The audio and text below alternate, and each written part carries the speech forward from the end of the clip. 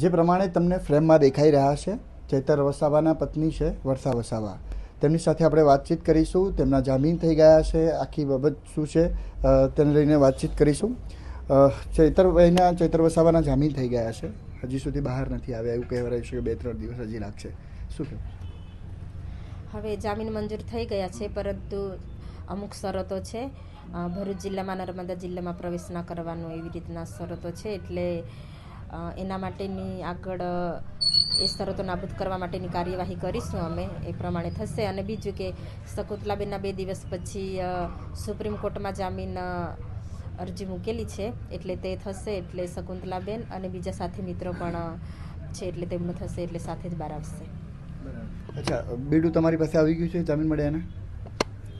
અત્યારે તો નથી મારી પાસે આવ્યું, પરંતુ મેં ઓર્ડર વાંચ્યો છે અને આજે છૂટવાનો એમનું નક્કી જ છે, પરંતુ આજે નહીં આવશે બહાર. શકુંતલાબેનનું થશે અને બીજા 2-3 સાથી મિત્રો છે તેમનું થશે, પછી જ આવશે બહાર. પછી સાથે જ બહાર આવવાનો એવો નિર્ણય કર્યો છે? હા, સાથે જ બહાર આવશે. અચ્છા, એવી ચર્ચાઓ થઈ રહી છે કે બહાર આવશે અને પછી ભાજપમાં જોડાશે ચૈતર વસાવા?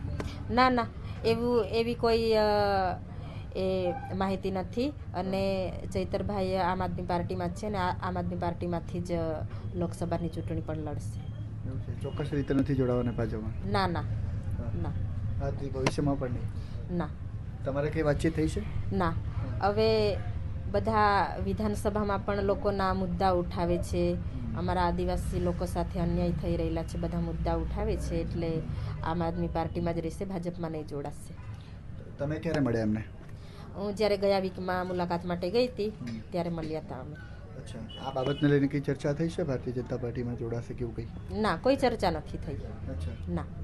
અચ્છા, એટલે તમે કહો છો કે આ જે મેસેજ વાયરલ થાય છે ફેક છે, ખોટી વાત છે? આ તો ખોટી રીતે આ મેસેજ ફરે છે, પણ આમ આદમી પાર્ટીમાં જ રહેશે અને આમ આદમી પાર્ટીમાંથી જ ભરૂચ લોકસભાની ચૂંટણી લડશે. ભરૂચ લોકસભાની? હા. શું લાગે છે કેટલા દિવસમાં હવે બહાર આવી જશે?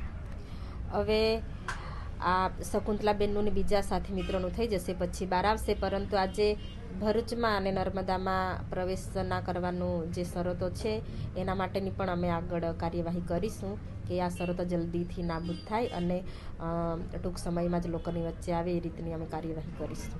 અચ્છા, એટલે 2-3 દિવસ લાગશે હજી? હા, 2-3 દિવસ લાગશે. સુપ્રીમ કોર્ટમાં જામીન અરજી મૂકી છે શકુંતલાબેનની? હા, સુપ્રીમ કોર્ટમાં છે, એટલે 2 દિવસ પછી શકુંતલાબેનનું સુપ્રીમ કોર્ટમાં છે, એટલે ત્યાં થઈ જશે. પછી બીજા 2 મિત્રોનું પણ ત્યાં છે, એટલે 4 જણ છે એ લોકોનું થઈ જશે, એટલે પછી સાથે જ આવશે. અચ્છા, લાગે છે શકુંતલાબેનના પણ જામીન મંજૂર થઈ જશે? હા, અમને કોર્ટ પર ભરોસો છે, શકુંતલાબેનને પણ જામીન મળી જશે. અચ્છા, નહીં મળે તો બહાર આવી જશે? મળશે. ન્યાય પર અમને કોર્ટ પર ભરોસો છે, મળશે. શકુંતલાબેનને પણ જામીન મળશે. તો જે પ્રમાણે આ વર્ષાબેન છે અને જે પ્રમાણે અત્યારે સૂત્રો દ્વારા એવી માહિતી મળી રહી છે કે ચૈતર વસાવા જ્યારે જેલમાંથી બહાર આવશે અને પછી ભારતીય જનતા પાર્ટીમાં જોડાવશે, આ બધી અફવાઓ તેઓ ગણાવી રહ્યા છે.